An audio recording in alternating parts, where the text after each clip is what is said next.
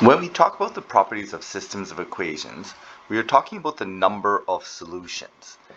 So looking at two lines, two linear equations, what are the possibilities? Well, visually we can see.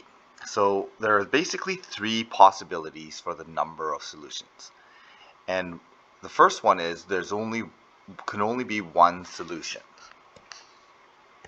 So here, when we have two lines of different slope, we have one solution. And it doesn't really matter where this is. If we have any two lines that are not the same slope, they will eventually intersect, and they will intersect in one spot. The other possibility is when you have parallel lines and we end up with zero solution. So here we have two lines that are parallel to each other, and the property of parallel lines is that they will go on forever and never meet. So in this case, they will never cross each other, therefore you have zero solutions. And what the indicator of this is that they have the same slope. Here, these two lines have different slopes, so they must intersect at least once. When we have parallel lines or the same slope, it's possible that they never intersect. There is a third possibility, and that goes with parallel lines, and that is infinite solutions. And I didn't draw this example because when we have infinite solutions, it's basically when the two lines are on top of each other. So in 2 and 3, the slopes are the same. Okay, so if we have different slopes, we know that we have only one solution. If we have the same slope, we're either talking about zero solutions or infinite solutions. Now there are some different terminologies that we should know. And when we have intersection, okay, so in the infinite solution or the one solution case, we say that the system is consistent. Okay, we have it crosses at least once. With zero solutions, we say that the system is inconsistent. Okay, so there's some terminology that we should know. So looking at these two equations here, we want to determine how many solutions. And one of the indications that we can tell about these two graphs is that if we take a look at the ratio of the coefficients are the same, which indicate that they have the same slope.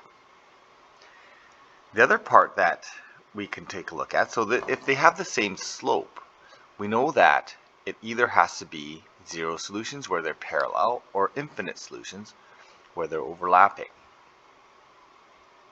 So which one of the two cases is this? Well, let's go ahead and solve this and see what happens. So I'm going to take equation 1, I'm going to double it,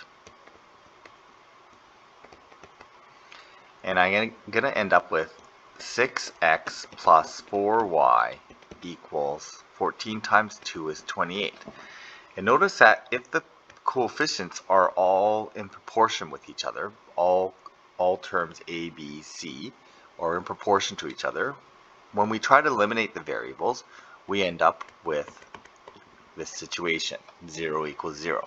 Okay, they are the same equation. So remember, it doesn't matter if we multiply them.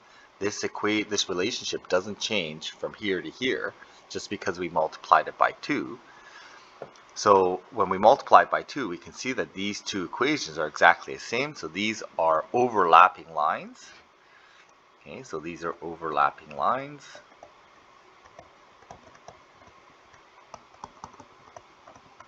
Or we can also say the same line. Therefore, we have infinite solutions.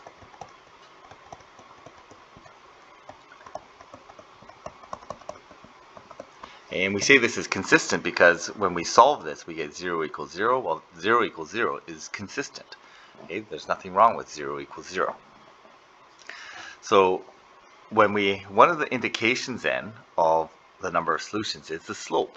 And if we take a look at the ratio of the coefficients on x and y are the indicators of the slope of that line. They don't give us the actual slope, but they tell us the ratio of the slopes.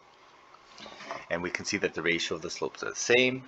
All A, B, C, all the coefficients A, B, C are in proportion with each other.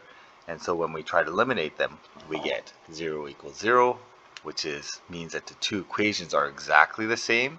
It's consistent and they overlap with each other, so we have infinite solutions.